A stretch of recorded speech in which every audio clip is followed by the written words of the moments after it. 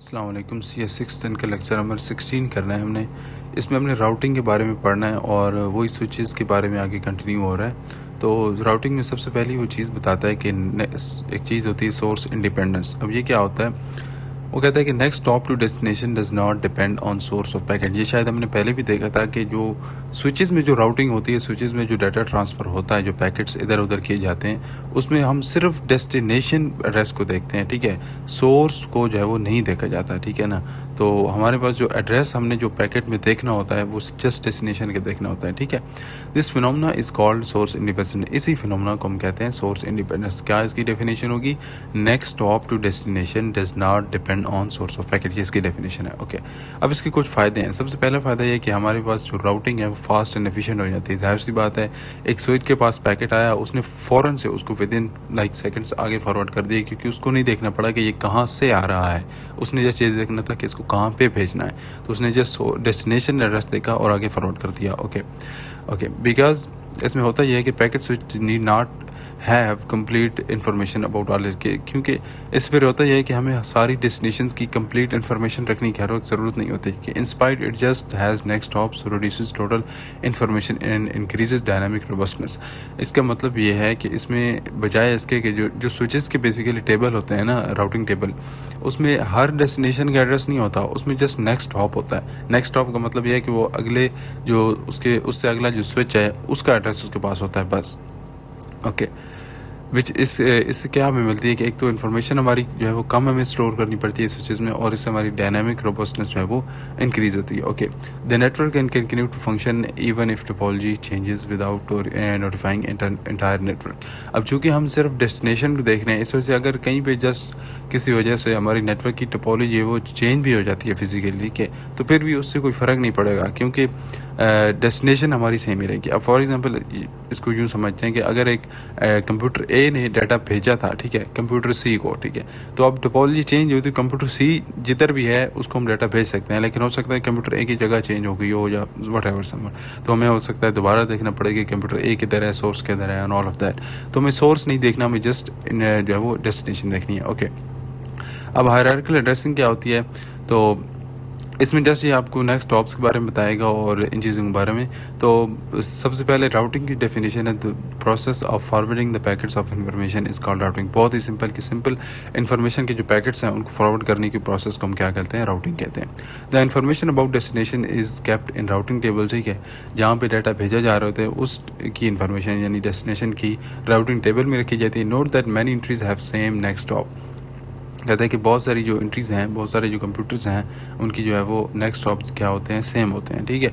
अब यहाँ पे इसने 3 स्विच बनाए हुए हैं, उनके साथ कुछ कंप्यूटर, ये ABCDEF तक ये जो है ना ये कंप्यूटर्स हैं, और ये दरमियान में जो लगे हैं स्विचेस हैं, ओके। तो ओके, तो यहाँ पे इसमें कुछ डेस्टिनेशन बताएं कि अगर इंटरफेस 1 का आपको जो है वो डेस्टिनेशन चाहिए ना, तो उसके लिए नेक्स्ट स्टॉप यूज़ होगा 1 2, ठीक है, 1 2।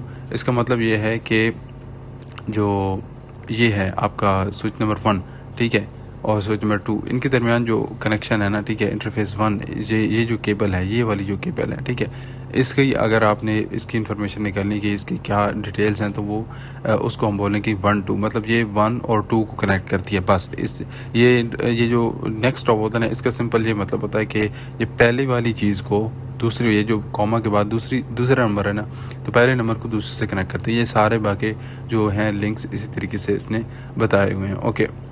अच्छा, इन particular all destinations on same switch have same next stop, this routing tables can be collapsed, ठीक है। कोलैप्स्ड के कहा जा रहा है कि अगर एक स्विच है ना, उस पर जितने भी एंट्रीज हैं, यहाँ पे फॉर एग्जांपल हमारे पास E और F 2 कंप्यूटर्स हैं, अगर यहाँ पे मल्टीपल कंप्यूटर्स भी होते तो उनका नेक्स्ट स्टॉप सेम ही होना था, ओके। स्पेसिफिक राउट, अच्छा, उसके बाद ये कहते हैं this routing tables can be collapsed, कि हम इन राउटिंग टेबल्स को कोलैप्स कर सकते हैं और कुछ इस तरीके से लिख सकते हैं, ठीक है, क्योंकि हमारे पास जो है वो ये 1 2 3 स्विच है ना, ठीक है, तो इनके बारे में हमने सिंपली इस तरीके से लिखे 1 के बाद एनीथिंग, ठीक है, तो एनीथिंग का मतलब है कि एक नंबर वाला जो इंटरफेस जो है स्विच है, ठीक है, इसके बाद जो भी डिवाइस होगी ना, ठीक है, जिसको डाटा भेजा जाना है, ठीक है, तो उसके लिए हम ये वाला डिफ़ॉल्ट एक चूज़ कर सकते हैं कि यहाँ पे सिंपली उसका नंबर आ जाएगा, तो उसके लिए नेक्स्ट स्टॉप बन जाएगा, फिर ठीक इसी तरीके से फिर 3 के लिए और फिर 2 के लिए, क्योंकि इसने यहाँ पे देखें ना, यहाँ पे क्या था ये 1 2 एक दफ़ा लिखा हुआ है ना, ठीक है, तो फिर ये 2 1 दोबारा लिखा हुआ है।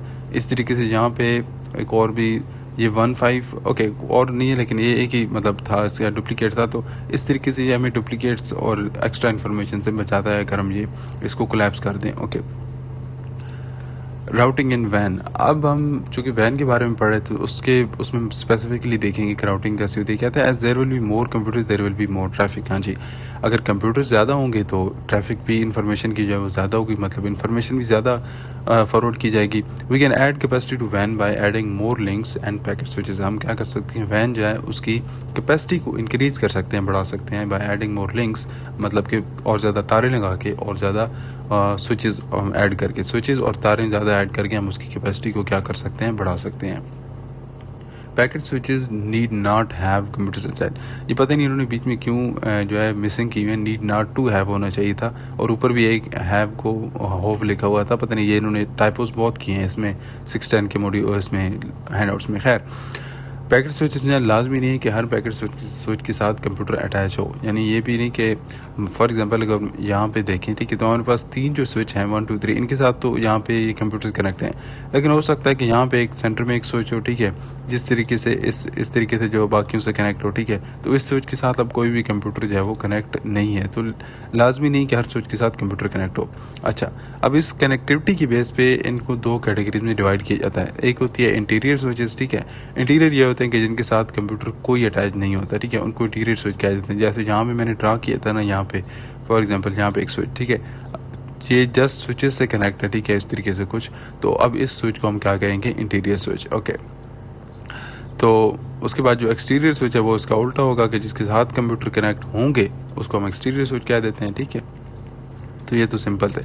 Both interior and exterior switches forward packets and they also need routing table. कहता है कि ये तो है कि आपके पास जो एक्सटीरियर और इंटीरियर स्विचेस हैं, ठीक है, इनको दोनों को जो है वो पैकेट तो फॉरवर्ड करने पड़ते हैं, ठीक है, चाहे कंप्यूटर कनेक्ट है या नहीं, फॉरवर्ड पैकेट तो फॉरवर्ड करने पड़ते हैं, और इस वजह से उनको फिर राउटिंग टेबल की भी ज़रूरत पड़ती है दोनों की, ठीक है। अच्छा, the routing table must have 2 things. कहता है कि राउटिंग टेबल में 2 चीज़ें होना लाजमी है। एक यूनिवर्सल राउटिंग।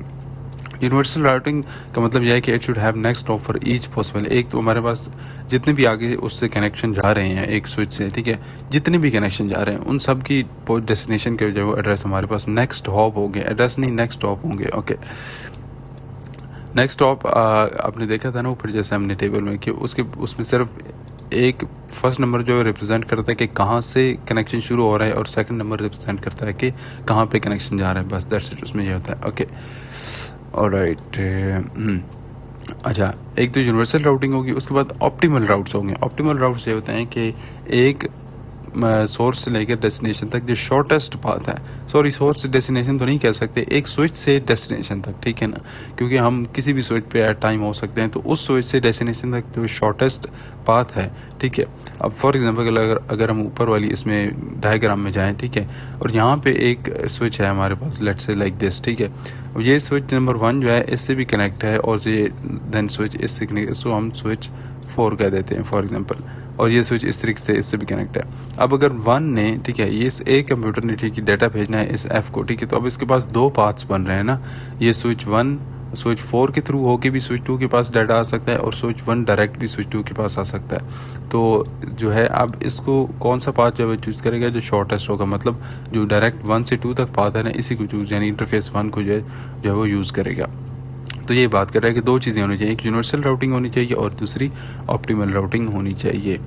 ओके, अच्छा, अब मॉडलिंग वैन के बारे में थोड़ी सी बताता है कि हम एक जो वैन है हमारा वाइड एरिया नेटवर्क है, उसको एक ग्राफ के थ्रू रिप्रेजेंट कर सकते हैं, और उस ग्राफ में क्या होगा, जो आपके नोड्स होंगे ना मॉडल के, ठीक है, नोड जो है वो मॉडल करेंगे स्विचेस को, ठीक है, और जो एजेस होंगे वो मॉडल करते हैं डायरेक्ट कनेक्शन को। ये मैं आपको बताता हूँ। The modelling capture essence of network analytic nodes attach computer के। ये जो मॉडलिंग हम करते हैं इसमें हम जस्ट एक नेटवर्क का स्ट्रक्चर बनाते हैं, और उसमें हम कंप्यूटर्स जो है अटैच होते हैं हर स्विच से, उनको इग्नोर करते हैं, वो हम नहीं ड्रा करते।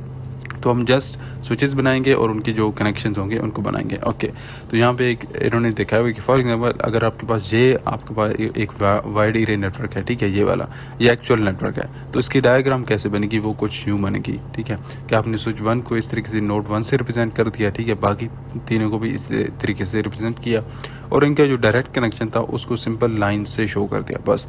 तो ये इसकी ग्राफिंग थी और इसमें कोई इतनी कॉम्प्लेक्स चीज़ है ही नहीं। ओके, तो उसके बाद फिर ये इसके राउटिंग टेबल की कंपटीशन उसके बारे में बताएगा। तो ये बहरहाल इतना ही कोई इंपॉर्टेंट टॉपिक नहीं है, ग्राफ वगैरह ये इतने पेपर में शायद बहुत रेयरली आ जाएं, बट नॉट इतने मतलब इतने इंपॉर्टेंट नहीं है। आप इनको कर लें तो ठीक है, बहुत अच्छी बात है, अगर रह भी जाएँ तो it's not that big of an issue. Okay, अच्छा, अब ये ग्राफ को यूज़ करके हमने राउटिंग टेबल कैसे बनाना है, तो उसने यहाँ पे दिखाया हुआ है कि हम सिंपली ये वाला जो लिंक है ना इसको हम यूज़ कर सकते हैं, ठीक है।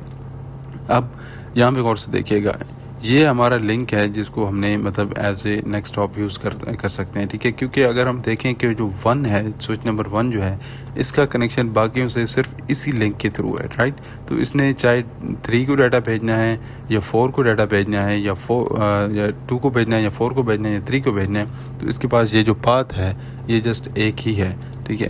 तो इसकी जो एड्रेसिंग टेबल है उसमें ये एक ही चीज़ एक ही लिंक रिपीट होगा वो।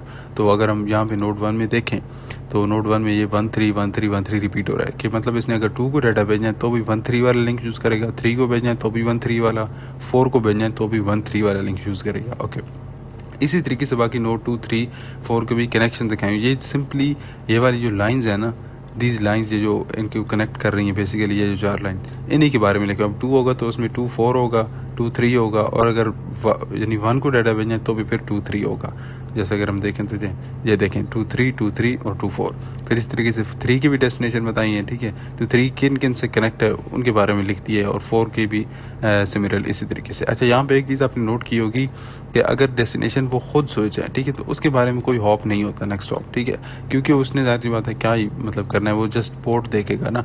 क्योंकि हमने पीछे देखा था पिछले लेक्चर में कि हो सकता है कि स्विच के अंदर ही जो है वो डाटा ट्रांसफ़र होकर स्विच की एक पोर्ट के साथ जो कंप्यूटर कनेक्ट है वो किसी दूसरी पोर्ट वाले कंप्यूटर को, यानी उसी स्विच के किसी दूसरी पोर्ट वाले कंप्यूटर को डाटा भेजा, तो फिर हमें नेक्स्ट स्टॉप की ज़रूरत नहीं पड़ती। ओके, अच्छा, यहाँ पे अब ये कहता है कि आपको कुछ डुप्लीकेट इन्फॉर्मेशन भी मिलती है। जैसे हम यहाँ पे देखते हैं कि ये जो है नेक्स्ट स्टॉप जो है वो रिपीट हो रहा है 131313, ठीक है। तो अच्छा, we see that switch has only outgoing connection. हमें देखता है, हमें इससे पता चलता है कि जो आपका स्विच है इसमें सिर्फ आउट गोइंग कनेक्शन जो है वो है। Okay, all traffic must traverse that connection, के इसके थ्रू जितनी भी ट्रैफिक होगी, जितनी भी डाटा ट्रांसफ़र होगा, वन से जितना भी डाटा निकलेगा उसको इसी एक पाथ के थ्रू ही जाना पड़ेगा, चाहे फिर वो 2 के लिए था, 3 के लिए था या 4 के लिए था। ओके, डिफ़ॉल्ट राउट्स ये होते हैं कि अगर किसी एंट्री का यानी किसी आगे से डेस्टिनेशन का, जैसे यहाँ पे हमारे पास हम स्विच 1 को लेते हैं, ठीक है, और हमारी डेस्टिनेशन हैं 3 4 और 2, ठीक है। अब इनमें से वो कहता है कि अगर किसी एंट्री को एक्सप्लिसिटली जो है वो मेंशन करके नहीं लिखा गया कि इसके लिए कौन सा कनेक्शन होगा, तो उसके लिए वो क्या यूज़ करेगा, डिफ़ॉल्ट राउट यूज़ करेगा।